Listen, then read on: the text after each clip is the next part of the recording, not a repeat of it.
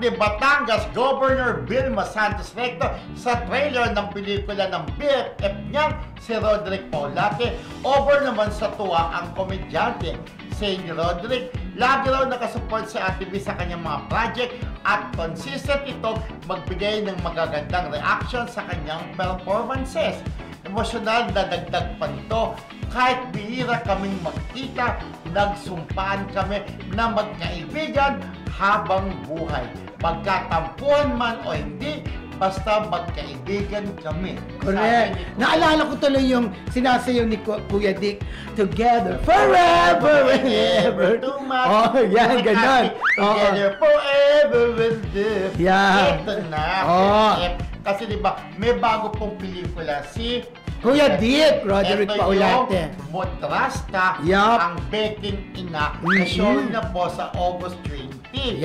So ngayon, doon po sa pelikula niya kasi, doon sa social media, ginudlak ni Ate B. At sabi nga ni Ate B, talaga kahit anong klase, ikaw yung artist ang napakagaling. So good luck, ginudlak niya yung pelikula ni Kuya Dick. So naging emotional ngayon si Kuya Dick. Alam niya, sa kabila ng pagiging busy ni Ate B, nagawa pa rin siyang i-good luck nito sa pamamagitan ng social media.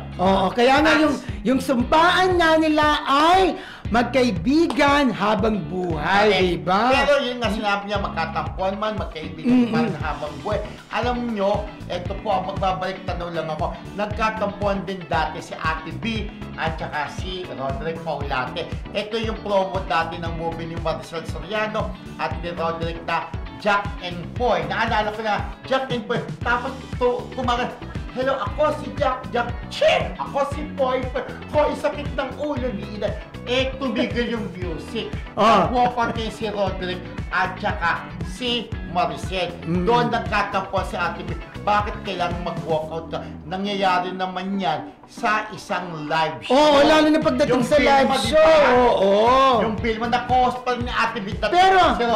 Pero ang maganda talaga, nagkatampuhan man. Tayo nagkatampuhan, diba? Yung friendship talaga hindi nawawala. Kagaya nila, ilang decades na ang friendship nila Ate B at Kuya Dick. Pero hanggang ngayon ay matibay pa rin, diba? Correct.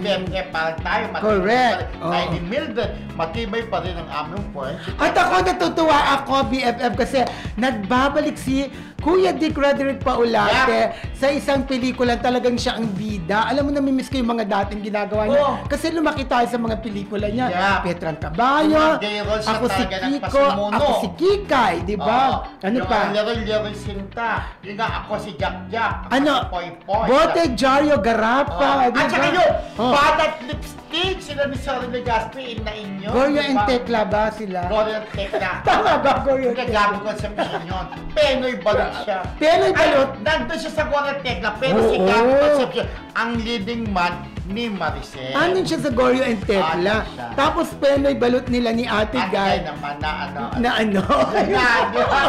Tapos sila ni Maricel yun na. Pero still, si Kuya Dick, lahat ng pelikula ng bongga-bongga kumikita ng box office. At ako naniniwala ko, panoorin niyo ito, napakasayang pelikula nito.